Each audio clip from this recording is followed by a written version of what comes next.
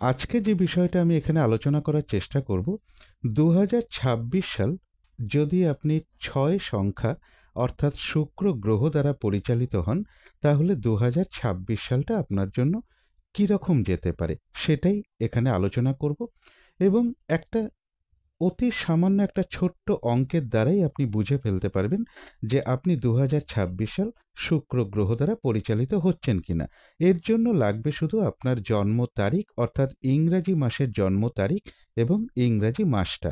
এবার কি করে আপনি অঙ্কটাকে করবেন সেটা আলোচনা করব 2 মিনিটের জন্য, তারপরে চলে যাব ফলাফলের দিকে। এখানে দেখুন আমি 3টে উদাহরণ আমি দিয়েছি। মনে করা যাক আপনার জন্ম তারিখ যে কোনো ইংরাজি মাসের 6 তারিখে এবং মাসটা মনে করুন আপনার মে মাসে জন্ম হয়েছে। তাহলে আপনি 6 + 5 করে দিন এবং 2026 সাল যেহেতু জানতে চান, প্লাস 2026 করে দিন। নিচে যেভাবে সংখ্যাগুলোকে প্লাস প্লাস করে গেছি, অর্থাৎ 6 + 5 + 2 + 0 + 2 + 6, এইভাবে জন্ম তারিখ, জন্ম মাস আর কামিং যে সালটা আসছে 2026 সাল, সেটাকে আমি যোগ করে দিয়েছি। বা আপনি যে সালটাই জানতে চান না কেন সেই সালটা এর সাথে অ্যাড করে দেবেন ঠিক এইভাবে। তো এইভাবে যোগ করার পরে দেখুন একটা যুগ্ম সংখ্যা এসছে 21। 21কে আবার সিঙ্গেল ডিজিটে নিয়ে চলে যান, 2 + 1 = 3। এবার দ্বিতীয় উদাহরণটা আমি দিয়েছি, ধরুন মনে করা যাক যে কারোর জন্ম তারিখ যে কোনো ইংরাজি মাসের 11 তারিখ, হয়তো আগস্ট মাসে কারোর জন্ম হতে পারে, তাহলে 11 + 8 + 2026। ঠিক সেমভাবে তলায় 1 + 1 + 0 + 8 + 2 + 0 + 2 + 6, এইভাবে দেখুন 20 এসছে। তারপরে 2 + 0 = 2।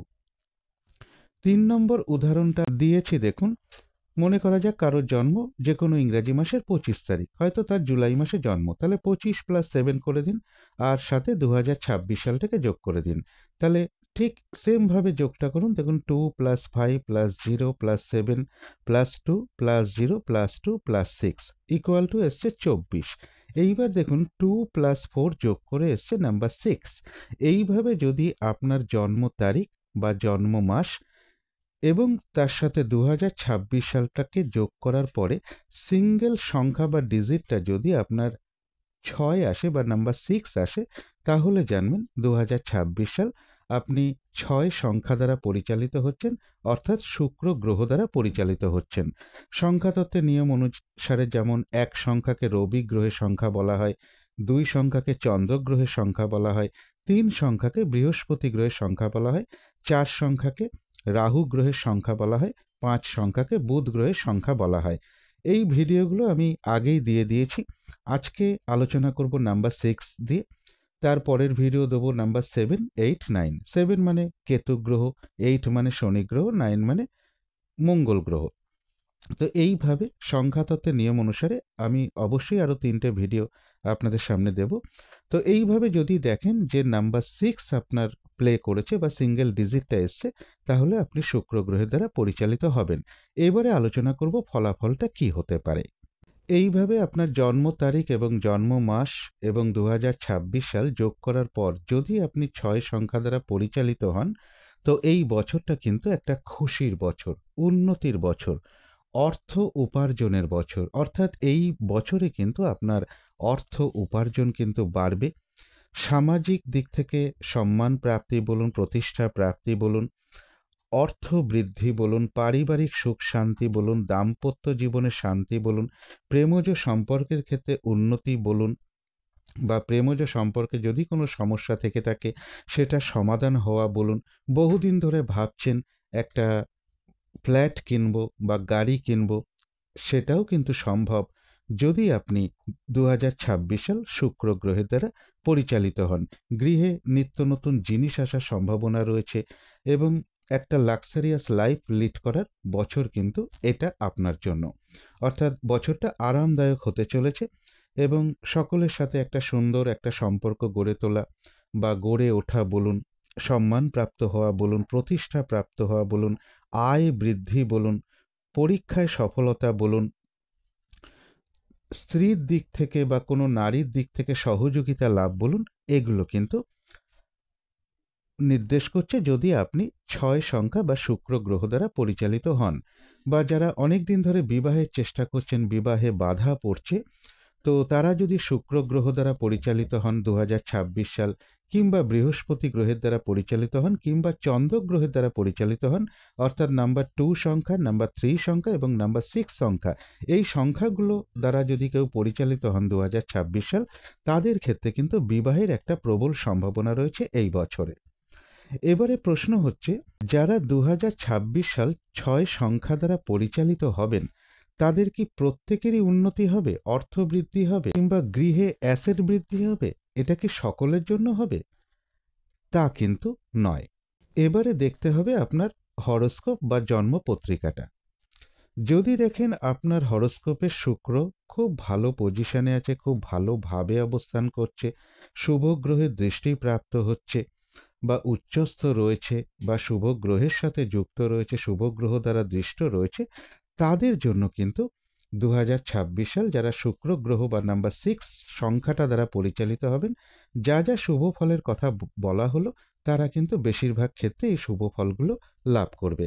কিন্তু যাদের জন্ম ছকে শুক্র দুর্বল বা পীড়িত বা নিচস্থ বা অশুভ গ্রহের সাথে বা শত্রু গ্রহের সাথে যুক্ত রয়েছে, শত্রু ক্ষেত্রে অর্থাৎ তার শত্রু ঘরে বসে আছে, কিংবা নবাংশেও শুক্র কোনোভাবে দুর্বল হয়ে গেছে, পীড়িত হয়ে গেছে, তাদের ক্ষেত্রে কিন্তু এই সকল দিকে একটা বিপরীত ফল কিন্তু হবে।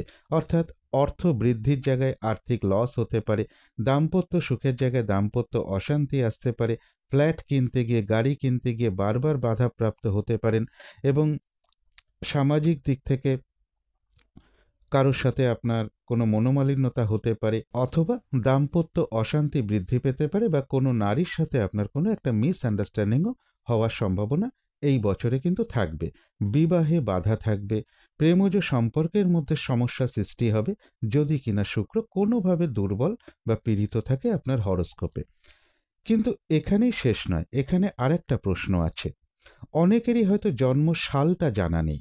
আপনার যদি জন্ম তারিখ আর জন্ম মাসটা জানা থাকে, তাহলে তো অতি সহজেই জেনে গেলেন যে ২০২৬ সালটা আপনি শুক্র গ্রহের দ্বারা পরিচালিত হতে পারছেন কিনা। কিন্তু ধরুন কারো জন্ম সালটা নেই, বা সময়টাও জানা নেই কটার সময় তার জন্ম, তিনি তো তার হরোস্কোপ জানেন না। তো আমি এখানে কয়েকটা সিমটম বলবো, যেটা আপনি জানতে পারলে, ২-৩টে সিমটম যদি আপনি দেখতে পান, তাহলে আপনিও বুঝে যাবেন যে জন্মকালীন কিন্তু কোনো না কোনোভাবে আপনার শুক্র দুর্বল ছিল, বা পীড়িত ছিল, বা অশুভ অবস্থায় ছিল, এবং প্রতিকারটাই বা কিভাবে করবেন। যদি দেখেন ঘন ঘন দাম্পত্য অশান্তি হচ্ছে, আপনার পাওনা অর্থ আটকে যাচ্ছে, আপনার টাকা রোজগারের জায়গাটা দিন দিন কমে যাচ্ছে, ব্যবসার ক্ষেত্রে আপনার বারবার লস দেখা দিচ্ছে, কোনো নারীর সাথে শত্রুতা হয়ে যাচ্ছে, প্রেমজ সম্পর্কের ক্ষেত্রে বারবার সমস্যা সৃষ্টি হচ্ছে, বাড়ির ভোগ্য বস্তুগুলো বারবার খারাপ হয়ে যাচ্ছে, এবং যা আমরা গৃহে ব্যবহার করি ভোগ্য সামগ্রী, সেগুলো বারবার ডিস্টার্ব হচ্ছে, খারাপ হয়ে যাচ্ছে, এই ২-৩টে সিমটম যদি আপনি দেখতে পান, তাহলেই বুঝে নেবেন যে যাদের বিশেষ করে জন্ম সালটা জানা নেই, বা জন্ম সময় জানা নেই, বা জন্ম পত্রিকা যাদের জানা নেই, হরোস্কোপে কিভাবে শুক্র অবস্থান ছিল তার, তো তাদের জন্য বললাম এই কথাটা, যে কয়েকটা সিমটম দেখলেই আপনি ধরে ফেলবেন যে আপনার শুক্র গ্রহ কোনো না কোনোভাবে পীড়িত ছিল। তো এখন তার প্রতিকারটা কি করে করবেন? প্রথমেই বলবো, প্রতি শুক্রবার করে সন্ধেবেলা একটা করে ঘিয়ের প্রদীপ, বাড়িতে যে প্রদীপ ব্যবহার করেন সেই প্রদীপ হলেই হবে, তার মধ্যে একটু ঘি দিয়ে মা লক্ষ্মীর সামনে প্রদীপটাকে জ্বালান, অথবা তুলসী মঞ্চে বা তুলসী তলাতেও একটা ঘিয়ের প্রদীপ আপনি জ্বালতে পারেন। শুক্রবার দিন স্নান করার সময় স্নানের জলে একটু গোলাপ জল মিশিয়ে, সামান্য একটু গোলাপ জল মিশিয়ে আপনি স্নান করতে পারেন, এবং সবসময় চেষ্টা করবেন বাড়িঘর এবং বিছানা অবশ্যই পরিষ্কার পরিচ্ছন্ন রাখতে, এবং আপনি যে পোশাকটা পরবেন, পোশাক পরিচ্ছদটা ব্যবহার করবেন, সেটা যেন কোনো রকম নোংরা না থাকে বা ছেঁড়া ফাটা না হলে সব থেকে ভালো হয়।